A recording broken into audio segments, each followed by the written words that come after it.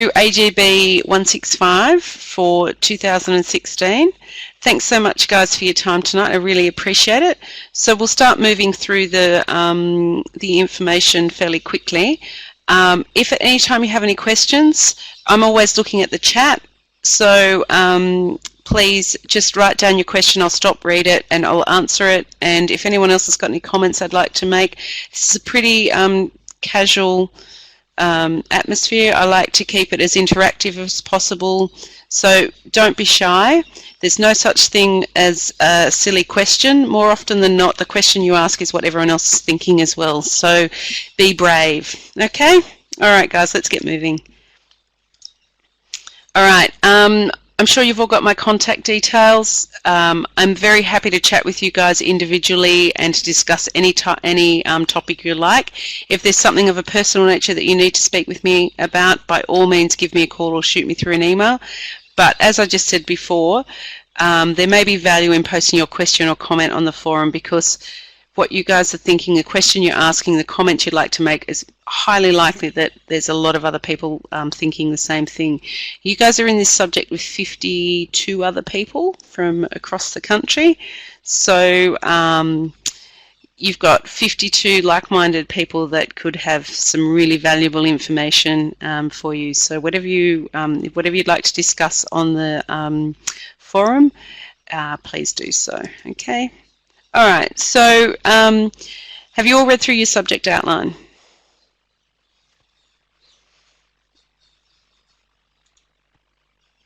Yep, great. All right, that's fantastic. Okay, so there's also learning materials on Interact 2.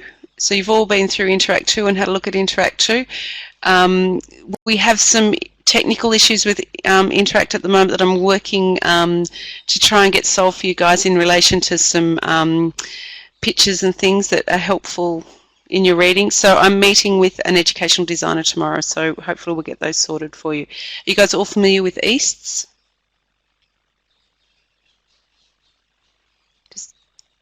Okay, all right, good. Okay. No, okay, Gemma. On the Interact 2 site, down under assessments, take a look at EAST. That's where you submit all your assessment items, except for the first assessment item in this particular subject. Okay, so when you read through your subject outline, it will state that the assessment item is to be submitted via EASTs. That's how you need to, that's the mechanism you need to use to submit all your assessment items, okay? You've got plenty of time to have a look on Interact 2.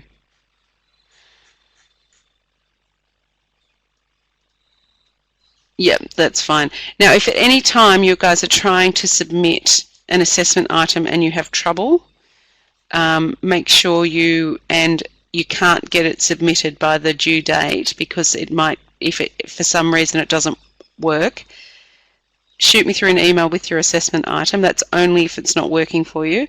But bear in mind, we can track whether you actually have tried to upload something onto EAST, okay?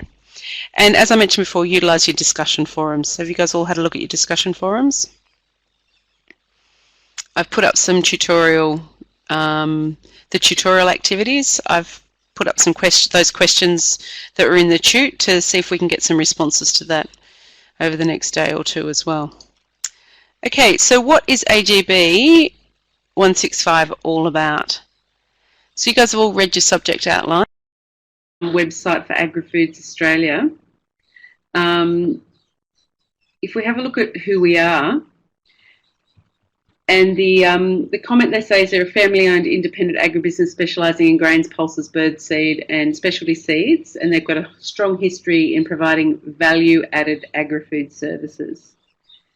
Okay, so this particular company has determined that there's a lot of value in them value adding what they're actually growing. Okay, so what I'll get you guys to have a look at is this has just been uploaded onto Interact 2. So have a look at those three websites.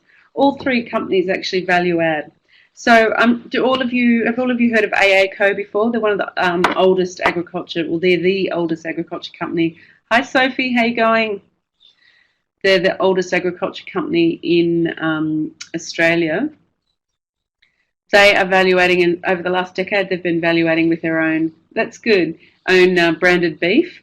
And Ecofibre is a hemp company that recognise that they can make a lot of money out of valuating, and their main area that they do a lot of their work in is the R&D area as well. So get onto those websites, have a look at what those companies are doing, and that'll give you a little bit of an understanding about the concept of valuating. Okay. So, Sophie, we'll just keep moving. As I said to the girls before, I'm really mindful of you guys probably all being fairly time poor at the moment. So, hang on a minute.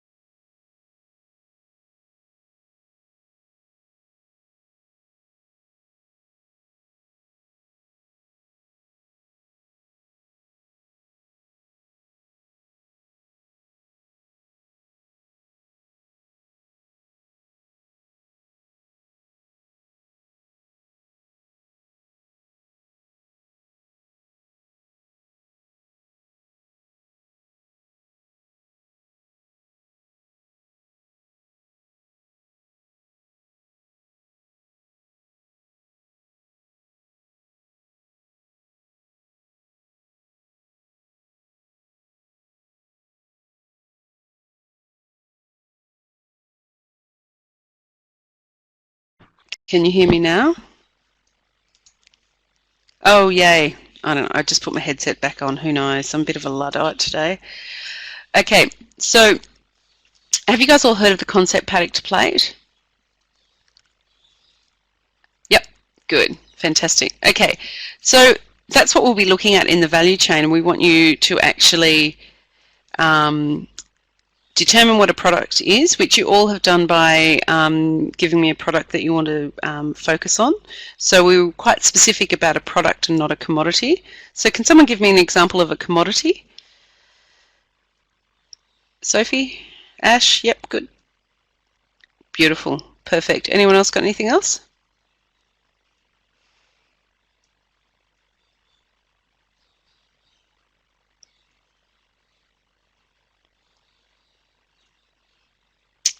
Yeah, so a commodity is generally the arena in which most farmers actually operate. So when we talk about commodities, we can talk about wheat, barley, oats, wool. When we talk about a product, we talk about a bottle of Chardonnay, a bottle of Shiraz, we talk about a woolen jumper, we talk about a cotton t-shirt. So it's actually, yep, cool, great, okay. So hi Luke, how you going? Luke, you're surrounded by women tonight. Okay, so when we talk about value chains, we're talking about the paddock, so we're talking about vines, we're talking about wheat crops, we're talking about beef to plate. And then there is a number of operations along the chain that occur for your commodity to be turned into a product. Okay, let me just check to see if Luke can. Luke, can you hear me? Can you let me know if you can hear me or not, please?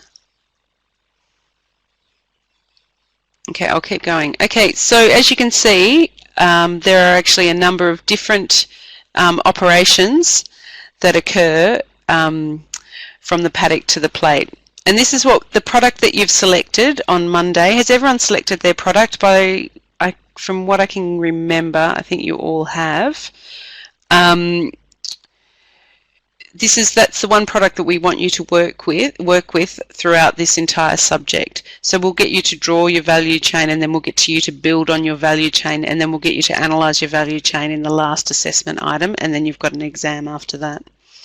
Okay, so one thing in the value chain that we need to manage is volatility. Oh, good, thanks, Luke. Okay, and we have volatility potentially throughout the entire value chain, from the more raw materials supply right through to the global sort of the product to the product as well. So we have volatility at both ends. So from a product perspective, it can be you can look at things like supply and demand. There's maybe also issues with pricing, so what you might get for your product, because there might be a glut on the market. You might be selling your product into a country where there's a military coup, so you can't actually physically get your product into that country. Or one thing in particular in relation to agriculture is that you're dealing with you're dealing along the biological value chain. So you, at times, are potentially dealing with something that might be perishable as well. So it's about managing that volatility. So as you're all aware, I've just moved back from Papua New Guinea, where I was working for the largest oil palm plantation company in the world. And I was involved in two particular aspects of the value chain. One was actually getting the raw material and milling it, and transporting it then to some holding, like to a tank farm, and then also getting it shipped out to the UK. So along that small part of the value chain in which I worked, we had a number of elements of volatility that we actually had to manage. If you see, there's a palm tree there. So collecting fresh fruit bunches could sometimes be an issue, because you had to were relying on workers to work. We had 3,500 mils of rain every year, and I don't know too many people that like to actually work in the rain, and it's really hard work too. So I was in New Ireland province. They tend to be fairly relaxed people, so sometimes they work 3 or 4 days, sometimes they work 5 days, so it just depended on them what they felt like doing at the time. So we had to actually manage that volatility, and the way we did was we always had some casual staff on backup to be able to ensure that we had our full numbers to get our full harvest that we needed. We had a pretty low outturn rate on that particular plantation. At any given time, it was a really good day if we had about 65% of our staff at work. That was kind of the best we could get. So that was an element of volatility, was that human aspect that we could be a bit difficult to manage.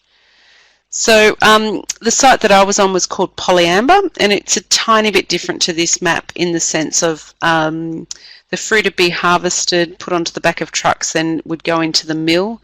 It would be milled to produce what they call crude palm oil, and we had to ensure that because it's a perishable good along this value chain, we had to ensure to maintain the quality that we generally got most of the fruit in within 4 hours. The reality of that happening, used to go through 200 staff per season. Yeah, it's a pretty tough gig, isn't it, Luke? So yeah, just keeping up those numbers and that reliability can be really tough at times. So yeah, especially if it's really hard labour as well. So that's why you're back on wages. Yeah, exactly. You probably got less grey hairs. You probably haven't got any. You wish you had the arrangement in the sense you only had to work 3 days a week, Gemma.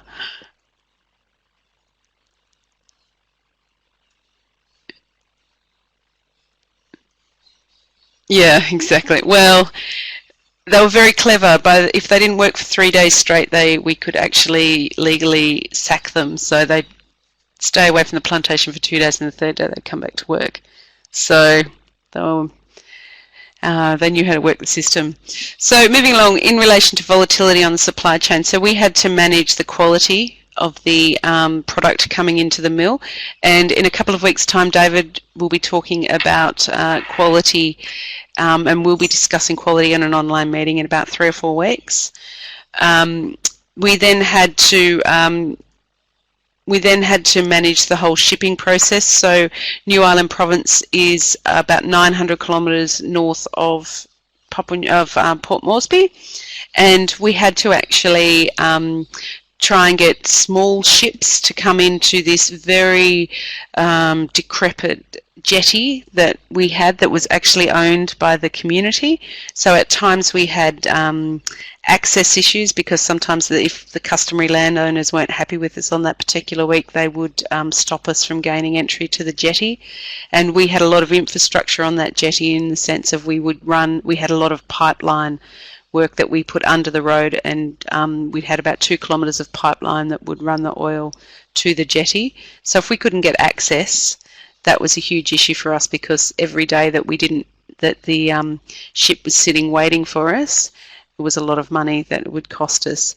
So the ship would then come in as close as it could. It was generally about 200 metres offshore, because there's a reef right around the entire island.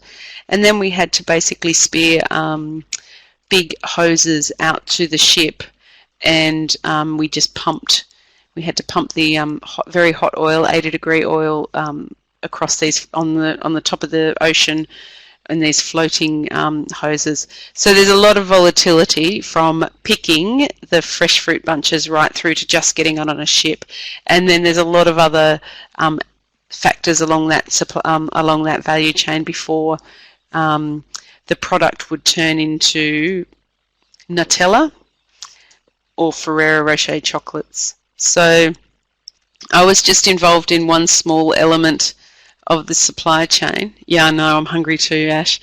I was just involved in these kind of 5 or 6 steps to the value chain, and there was a lot of volatility at that end of the value chain. So do you guys appreciate the concept of volatility and the fact that we need to actually manage it to be able to get to this end, being the Nutella and the chocolates? And a lot of the oil was used because the oil went into Liverpool in the UK and was refined in Liverpool, and a large proportion of it also went into the frying industry, into fish and chips, etc. that the English all love. Okay, so in this subject, there's some learning objectives that we want you guys to walk away from the... Oh, okay, Luke, you know exactly what we're talking about then. Yeah, of course, there'd be a lot of volatility, I would imagine. So there's some learning objectives that we want you guys to come away with. We want you guys to be able to describe an agricultural value chain in a simple diagrammatic manner, and we also want it to be annotated as well. And we want you to look at it from paddock to plate, so exactly or paddock to retail. Some of you guys are doing... some people are doing a tub of yogurt in the supermarket, some people are doing a loaf of bread. So it's basically from its raw form to its usable form, whichever, depending on the product that you've actually selected. And that is basically 1B, it's the second part of this assessment item. We go into talking about vertical and horizontal irrigation integration in your supply chains.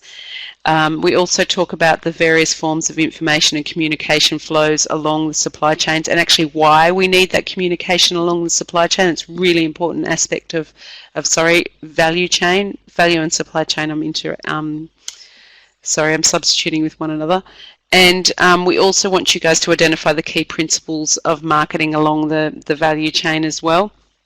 And then, as I mentioned to you before, we talk about quality assurance and quality control as well. And Luke, I'm sure you'll probably be able to help us out with that as well, because QA and QC is really important in your perishable products. And for us in particular, given that we were selling, New Britain Palmer was selling oil into the northern hemisphere, and they are really hot on fully traceable, sustainable value chains. That is a really key element. So the company I worked for were certified sustainable through the RSPO, which is a roundtable of sustainable palm oils. So we probably would have had trouble getting a lot of our product into the northern, into the UK and Germany and the Netherlands if we didn't have that sustainability certification.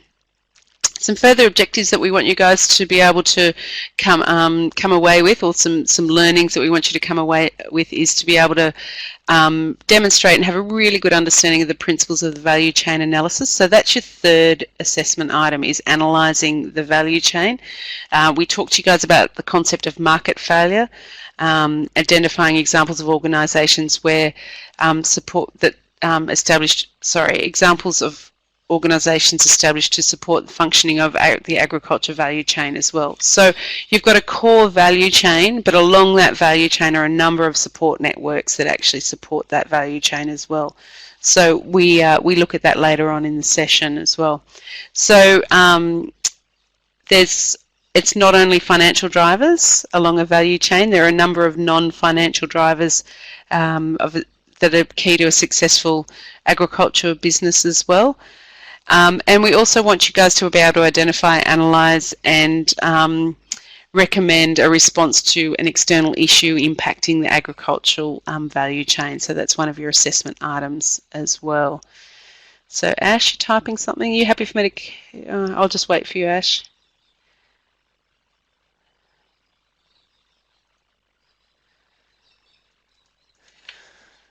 Okay, I'll just keep going, and once you ask the question, Ash, I'll answer. Okay. Okay, look, I'll really quickly give you an example. So when we talk about vertical aligned or vertical integration, we're talking about, say for instance, you have a beef farmer and he's decided there's a lot of volatility in his supply chain, so he wants to control more elements of the supply chain. So he's got the raw product, which is his beef. He then may contract some, get someone to contract the kills for him, and then he also will contract probably a processor, and then he'll sell the product himself. He might buy his own butcher. He might have, he might sell it online. If you actually look up, if you look online, Google a company called Moppity Meats. It's a guy I went to university with. He is a prime lamb producer in Young, and he and his brother have just bought a butcher shop in Young. So they actually, everything that's in that, majority of the items that are in that butcher shop are off their property. So as far as it's a vertically aligned supply chain, whereas a horizontal supply chain, there's a one person has the raw products. Oh yeah, sure, no worries.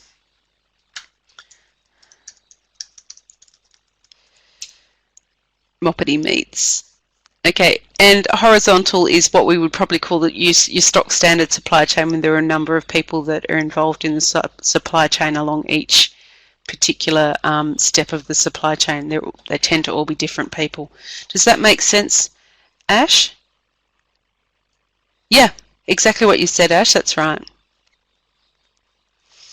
So if you were a beef producer and you were able to get someone to, if you were able to manage the process of having your livestock killed and slaughtered and processed, and you were able to indicate what cuts you needed because you knew you had a market for them, and then so you knew that there was a market for everything that you were going to sell, and then you could actually sell all of that for a price that you could set, you've got a lot more control over that value chain, and therefore a lot more control over the volatility as well.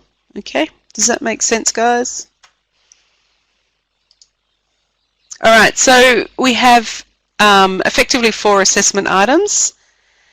One is pick a product, which you've all done, and then we want you to draw the value chain, and then we want you to look at adding value along the chain, and then we want you to analyse the chain as well and make recommendations, and then you'll have an exam. Okay, so the exam dates are to be advised at a later date. Okay. Now, in relation to assessment item 2, so we talk about adding value along the chain. This picture is to indicate that This is one of the workers on one of the plantations in Papua New Guinea, and what he's holding is what we call a fresh fruit bunch, and then it goes through a process of steaming and squeezing, we call it, which is then at the end it produces crude palm oil, which, as I mentioned to you before, is a proportion of the ingredients in Ferrero Rocher chocolate. So assessment item 2 looks at how the value is added along the supply chain. Oh God. Okay, so that's the end of this the meeting tonight. So I do apologise about all the technical issues that we had. Make sure you go on to your Interact 2 site. Oh God, of course, more technical issues. Okay, I'm not going to even touch that site. Make sure you have a look at your Interact 2 site. I'm sure you guys are all familiar with it so far. And start working on your first assessment item. That's okay, Beck. We'll have some more, we'll definitely have some more PowerPoint presentations up hopefully tomorrow. I'm speaking with Nathan about those this evening on my way home tonight. I've got some more tutorial activities for you guys to have a look at as well. If you have any questions about the assessments, if you're struggling with anything, don't hold off. Make sure you get in touch with us early. I'm here to actually help you guys get through this subject. I know how difficult it is studying via distance. So don't hesitate to get in touch, okay? So as I said, we'll be running these meetings on a Monday and a Tuesday at 7 p.m. So for those of you who play football and netball, it was brought to my attention that generally the training's on Tuesdays and Thursday nights. It's been a while since I've played netball, so I've decided to run them on Mondays and Tuesday nights. So I'll try and cover off as many people as I can.